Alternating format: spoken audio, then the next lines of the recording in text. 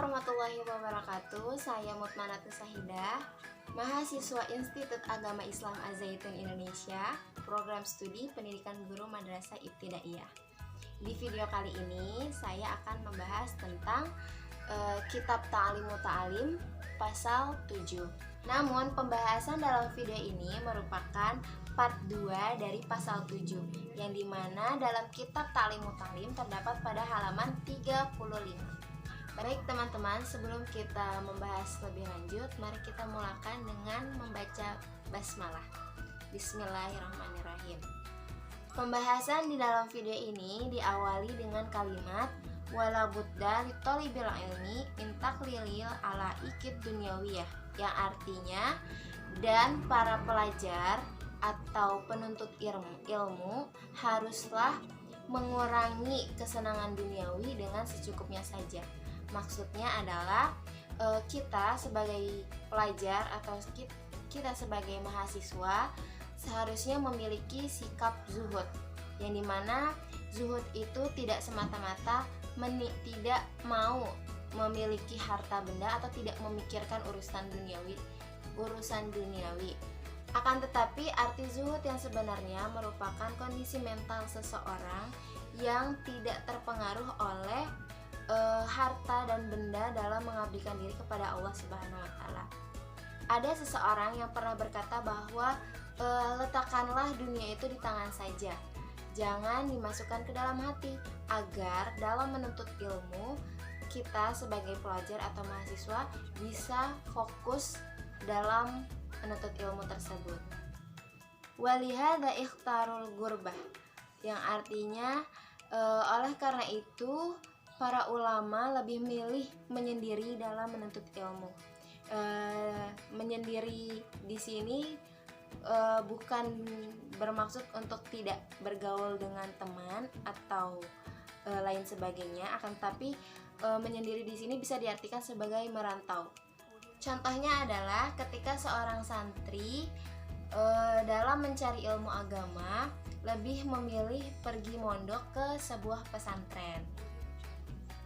Wala budda li thalibil ilmi min tahammuli masyaqqah, yang artinya dan para pelajar haruslah sanggup untuk hidup susah, yang dimana sebagai seorang pelajar atau sebagai seorang mahasiswa tentu dalam mencari ilmu diperlukannya mendengarkan guru, membaca, mengkaji, menulis, dan lain sebagainya, sehingga seorang pelajar juga harus rela untuk mengurangi jam tidurnya.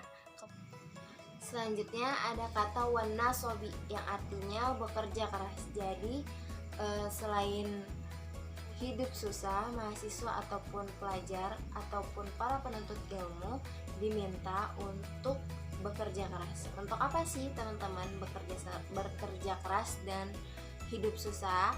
Untuk fisafari ta'alum, untuk dalam perjalanan menuntut ilmu. Kama qala Musa alaihi salatu wassalam fi safari ta'allumi wa lam yunqal anhu dzalik fi ghairihi minal asfar, yang artinya sebagaimana yang telah dikatakan oleh Nabi Musa alaihi salam dalam perjalanannya untuk belajar, tidak ada ungkapan dari beliau sebagaimana ungkapan laqad lakina min safarina hadza nasoban, yang artinya sesungguhnya kita telah merasa letih karena perjalanan kita ini. Nah teman-teman, kisah dari perjalanan Nabi Musa ini merupakan kisah perjuangan Nabi Musa bertemu dengan Nabi Khidir untuk mempelajari atau untuk belajar hikmah. Selanjutnya, liya'lama anna safarul ilmi la yakhlu anit ta'abi, yang artinya hendaknya pula seorang pelajar menyadari bahwa dalam perjalanan menuntut ilmu tidak akan terlepas dari yang namanya kesusahan. Mengapa demikian teman-teman? Li'anna thalabal ilmi amrun azimun, karena menuntut ilmu merupakan persoalan yang besar. Bahkan teman-teman, di kitab Ta'limu Ta'lim ini tertulis wa huwa afdalu minal ghazawati inda aktsari ulama'i. Sebagian ulama mengatakan bahwa menuntut ilmu itu lebih utama dari berperang. Wal ajru ala qadari at-ta'abi wan nafsabi. Balasan menuntut ilmu itu dilihat dari seberapa besar letih dan kesusahannya seseorang dalam menuntut ilmu tersebut. Contohnya, ketika kita dalam menuntut ilmu hanya sekadarnya saja, terus bermalas-malasan, maka Allah pun akan membalas dengan sekedarnya saja. Dan sebaliknya, ketika kita dalam mencari ilmu itu bersungguh-sungguh, terus semangat, maka Allah pun akan membalas perbuatan kita ini dengan nikmat yang banyak. Faman sabara ala zalik wajada ladzatal ilmi tafuqus sa'ir ladzatit dunya. Maka barang siapa yang bersabar dalam menuntut ilmu, ia akan mendapat kelezatan ilmu yang melebihi kelezatan dunia. Ketika kita semangat dan fokus untuk belajar, tentu kita akan menemukan suatu kenikmatan yang melebihi kenikmatan dunia. Walihadza kana Muhammad ibnu Hasan idza sahira layali inhal lahu mushkilat. Hal ini dibuktikan oleh ucapan Muhammad ibnu Hasan yang tidak tidur bermalam-malam untuk memecahkan kesulitan yang dihadapinya. Yaqul, kemudian ia mengatakan, Aina abnaul muluki min hadhil lazati. Di manakah letak kelezatan putra-putra raja bila dibandingkan dengan kelezatan yang saya alami? Nah, dari kalimat ini kita dapat belajar bahwa kelezatan yang dimiliki oleh putra-putra raja tidak sebanding dengan ketika kita mampu memecahkan sebuah permasalahan dalam menuntut ilmu, seperti halnya yang telah dibuktikan oleh Muhammad ibnu Hasan. Wayan bagi li talibil ilmi an la yastagila bi syai'in akhar ghairal ilmi. Dan hendaknya pula seorang pelajar tidak terlena oleh segala sesuatu selain ilmu pengetahuan. Wala yu'ridu 'anil fikhi, dan tidak berpaling dari fikih. Qala Muhammadun rahimahullahu ta'ala, inna sina'atana hadhihi minal mahdi ilal lahdi. Muhammad rahimahullahu berkata, sesungguhnya perbuatan seperti ini atau menuntut ilmu dilakukan sejak masih ada di buayan hingga ke liang lahat. Faman arada an yatruka ilmana hadza sa'atun falyatruku sa'ah. Siapa saja yang meninggalkan ilmu ini sesaat saja, maka akan habislah zaman hidupnya. Wadakhala faqihun wa huwa Ibrahim bin Jarrah ala Abi Yusufa ya'uduhu fi maradi maunihi wa huwa yajudu binafsi. Dan masuklah seorang ahli fikih yaitu Ibrahim ibnu Jarrah kepada Abi Yusuf yang tengah sakit keras hampir wafat. Faqala Abu Yusuf lahu, maka Abu Yusuf berkata kepadanya, yaitu berkata kepada Ibrahim ibnu Jarrah, Ramyul himari rakiban afdalu am rajulan.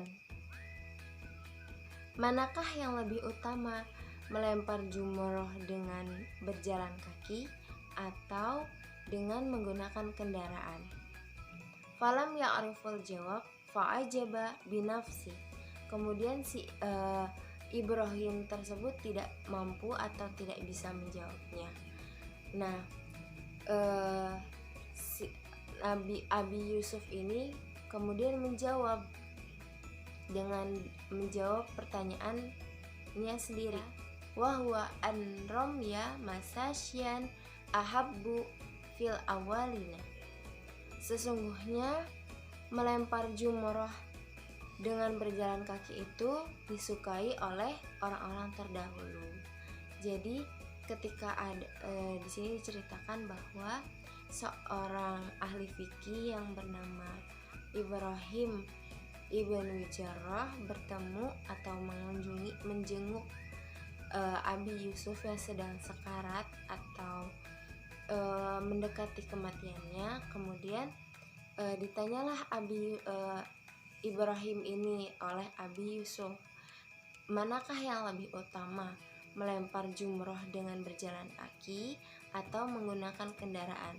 Karena Ibrahim ini tidak mampu menjawab, maka dijawablah pertanyaan yang telah dilontarkan tersebut oleh Abi Yusuf sendiri, yaitu dikatakan bahwa melempar jumroh dengan berjalan kaki itu disukai oleh orang-orang terdahulu.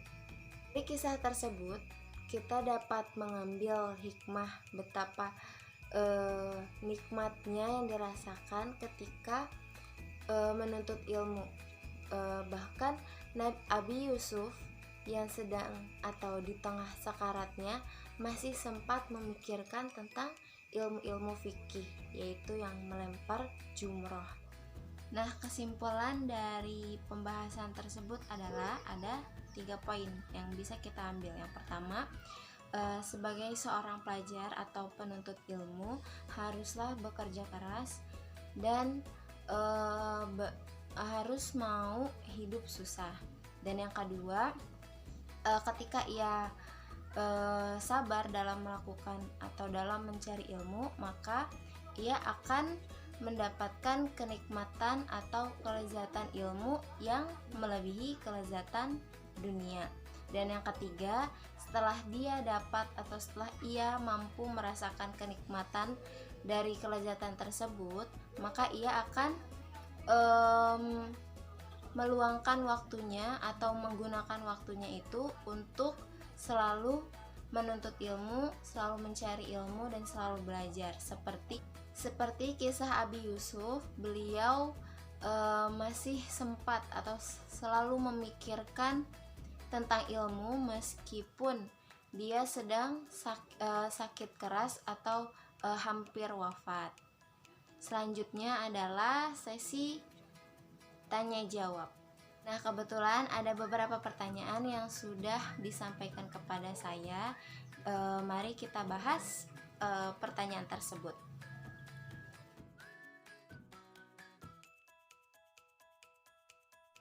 Bismillahirrahmanirrahim. Saya Nurasana Fadliana ingin bertanya tentang materi yang sudah dijelaskan Saudari Mutmanatus Sahidah.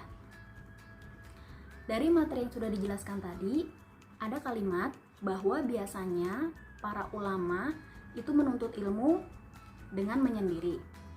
Nah, tadi juga sudah dicontohkan seperti santri merantau untuk mondok. Sedangkan jika posisinya seperti kami para mahasiswa, bagaimana jika kami ingin mencontoh dari ulama tersebut begitu? Bismillahirrahmanirrahim. Saya Eva Madani. Saya ingin bertanya mengenai materi yang telah dijelaskan oleh Saudari Mutmanatus Sahidah. Jadi saya ingin menanyakan apa maksud dari kalimat kelezatan ilmu dapat melebihi kelezatan dunia. Terima kasih. Walhamdulillahirabbil alamin. Pertanyaan pertama, bagaimana sih jika seorang mahasiswa ingin mencontoh para ulama dalam mencari ilmu, yaitu menyendiri dalam menuntut ilmu?